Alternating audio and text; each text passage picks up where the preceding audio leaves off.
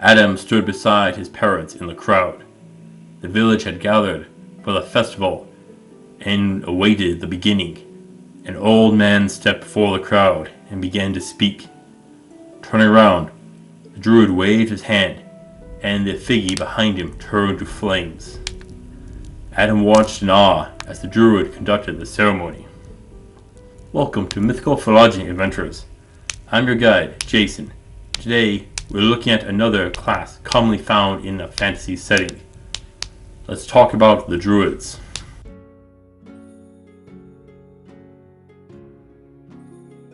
Druids come from Celtic history and served many roles in society. They served the gods, the Tuatha De Danann. They have become a staple in fantasy settings. Within such stories, they are keepers of nature. Their magic commands plants and animals, all sought to maintain the balance of nature. They have healing magic and often use magic which draws from the moon and stars to harm their foes. For combat, many will use magic and shapeshift into dangerous beasts. How close is that to the real thing? And right off the bat, we have a problem. The druids themselves didn't have any written records of their roles in society, ceremonies, and rituals.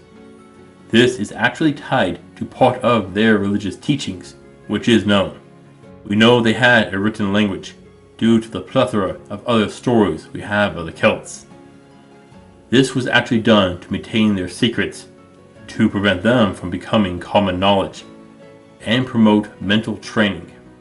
So we have to turn to other sources. Thankfully, the Romans and Greeks interacted with the Druids.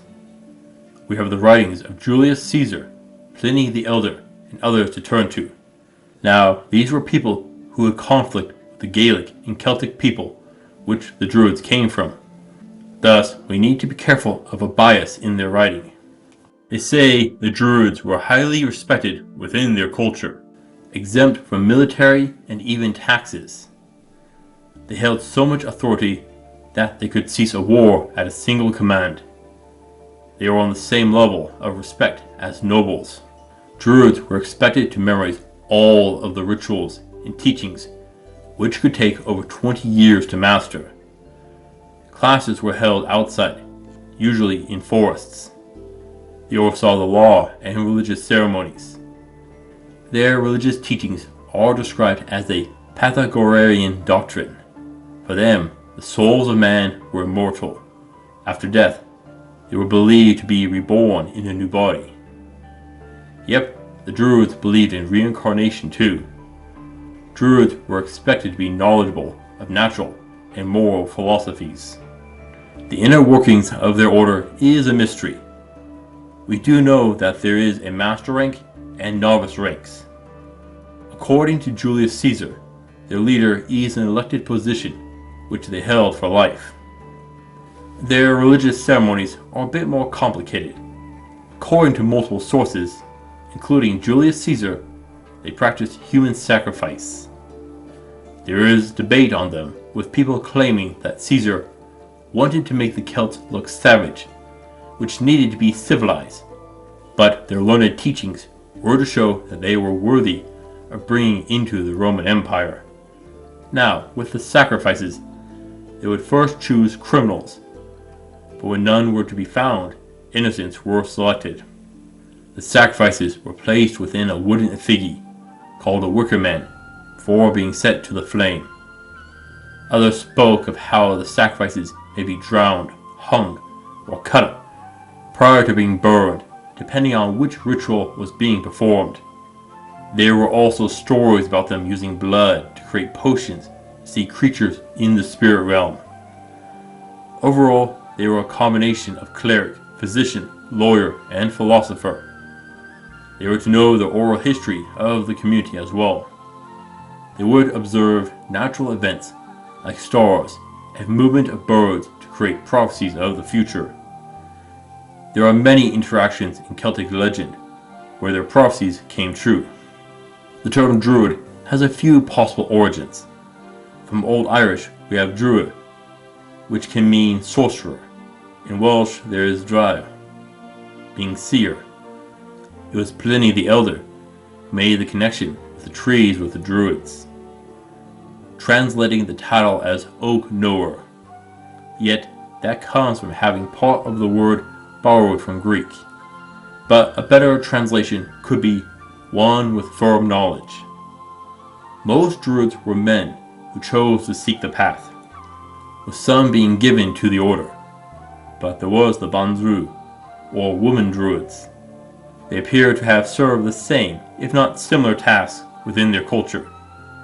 Their appearance are more common in legends than the written texts of scholars. They are spoken about casting spells upon people, most notably in taboos or curses, sometimes called Gaius. These particular ones are based on following conditions. They were even able to ostracize and exile people from society under certain conditions. Their knowledge went so far as to create medicine to treat wounds. They would use herbs and plants found throughout the area to address illnesses. Now among their spells, there are a few notable ones. When the Milesians were attempting to conquer the Celts, as they approached by sea, the Druids chanted and brought forth a storm which devastated their fleet. They are also spoken of creating dense fog. So there is a fair bit about the Druids, yet it is time to answer. How close are the Druids of fantasy to the real thing? Well, pretty far off on some points. On the kinder side, they are closer. Both the fantasy Druid and the real Druid are tied to nature, where they learned, and the use of plants to tend wounds.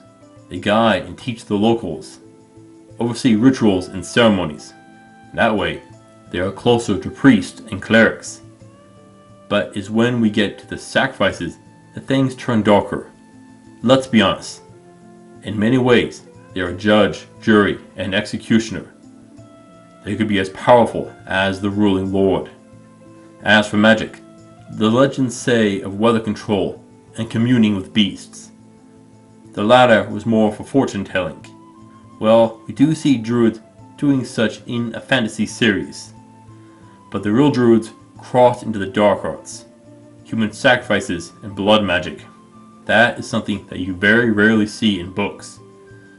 But there is nothing in the text about shapeshifting that the fantasy Druids do. Where that most likely comes from is the barbarians who fought alongside them. Some would don cloaks made from wolf or bear pelts as they charged into battle. Pretty long shot here. The truth is, the Druid class should probably be a bit more like a blood domain or lawful cleric sorts that we see.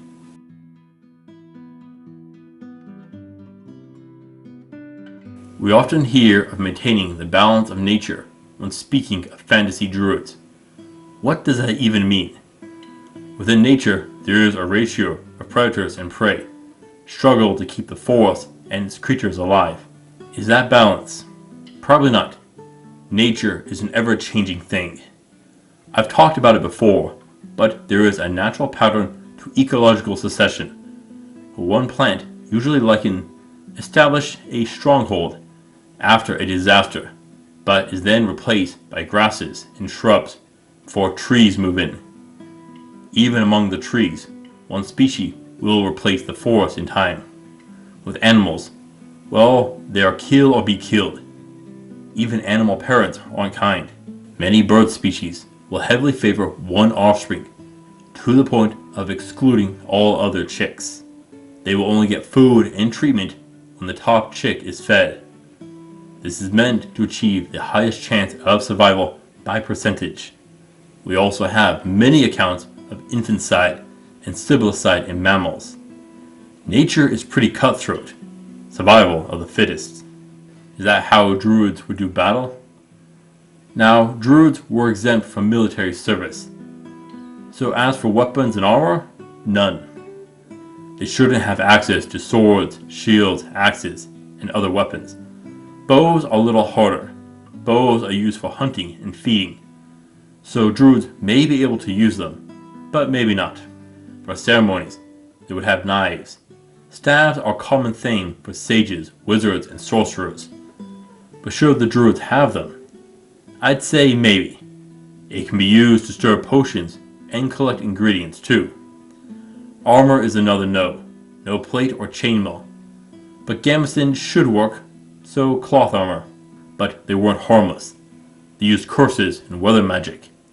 The first isn't something we see them doing too often with a fantasy series, but it isn't a far stretch. The weather magic is more common and is often seen. That means fog to obscure things, create rain, lightning, and snow. But they should have fire powers too. They did burn their sacrifices, and wildfires are part of the natural order. Many plants use fires to spread their seeds, so it fits thematically.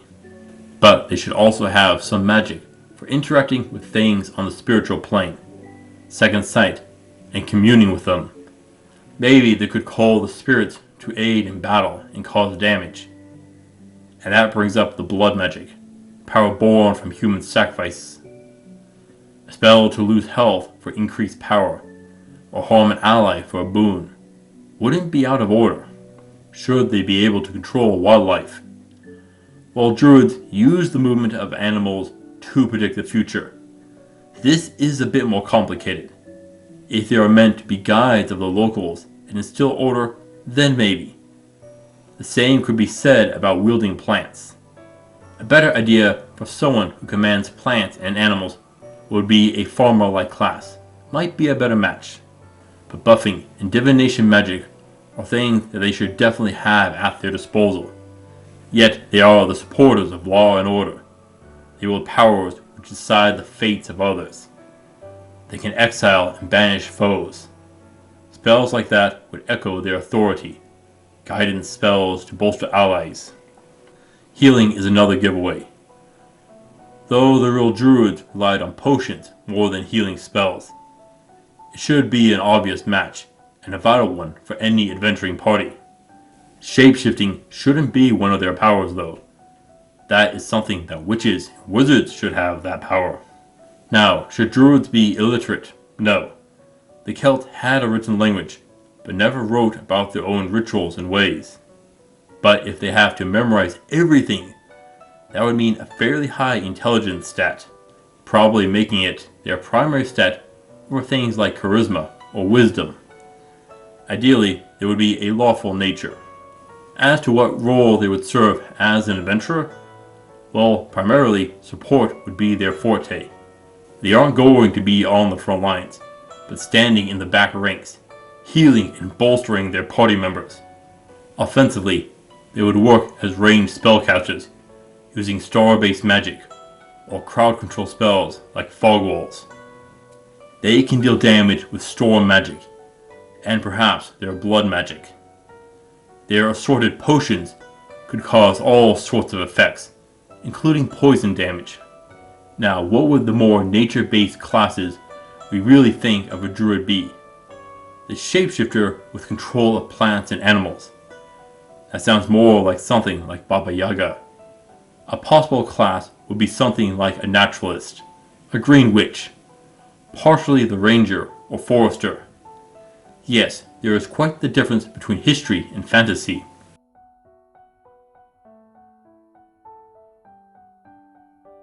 The community celebrated, food and feasting. Among them were the novice druids, reciting and memorizing the prayers which one day they would be charged with caretaking. Adam thought about one day joining them. Then he shook his head. He had a different idea. So the druids of fantasy and history are quite different in some regards. Regardless of which version, they can be powerful individuals. Thank you for watching, adventurers. Please return next time, where we shall look at how medicine would work in a fantasy setting. Until then, I'll see you on the roads.